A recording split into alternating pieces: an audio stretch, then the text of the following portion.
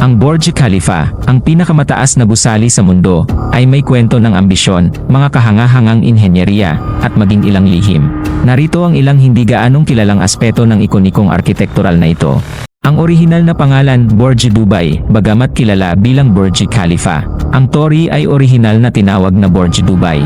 Pinalitan ang pangalan nito bilang parangal kay Sheikh Khalifa bin Zayed Al Nahyan, ang nooy Pangulo ng UAE, na nagbigay ng mahalagang pinansyal na suporta noong 2008 financial crisis. Ang krisis na ito ay muntik nang pumigil sa pagtatapos ng proyekto, pero sa tulong ni Sheikh Khalifa, natapos ang Torii.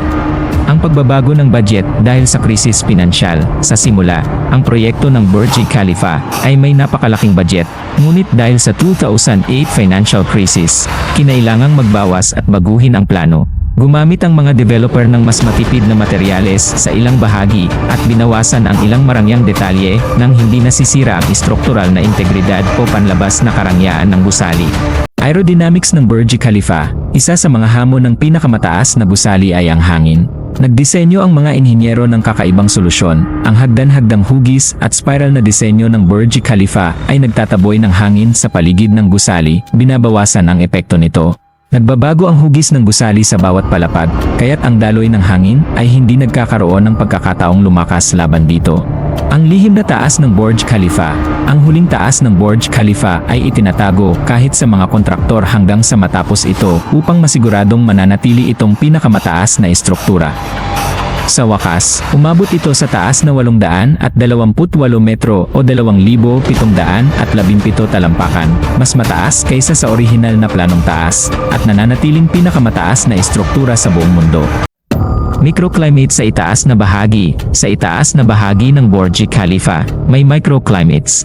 Halimbawa, ang temperatura sa tuktok ng Torii ay maaaring mas mababa ng hanggang 15 degrees Fahrenheit o 8 degrees Celsius kumpara sa ibaba. Dahil dito, kinakailangan ang maingat na pagpaplano para sa air conditioning at kontrol sa temperatura dahil bawat bahagi ng Torii ay may iba't ibang kalagayan ng kapaligiran.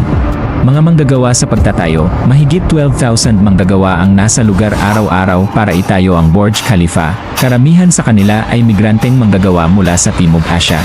Bagamat ito'y tagumpay sa inhenyeriya, naging kontrobersyal ang mga kalagayan ng paggawa. Ang mga manggagawa ay dumaan sa mahabang oras ng pagtatrabaho, mababang sahod, at mahirap na kondisyon na nagdulot ng pandaigdigang kritisismo. Ang paglilinis ng 24,348 na bintana ng Burj Khalifa ay napakalaking hamon.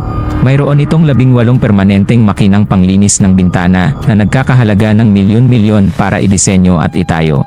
Inaabot ng 36 na manggagawa ang 3 hanggang 4 na buwan upang malinis ang gusali mula itaas hanggang ibaba. Isa pang kahanga-hanga ay ang panlabas na sistema ng ilaw ng Burj Khalifa. Ang LED system nito ay nagbibigay daan sa detalyadong mga light show na kadalasang may tema para sa mga okasyon o selebrasyon. Sa mga nakaraang taon, ginamit ang Torii upang ipagdiwang ang mga pandaigdigang kaganapan, maghatid ng mensahe ng pagkakaisa, at maging ang countdown para sa bagong taon.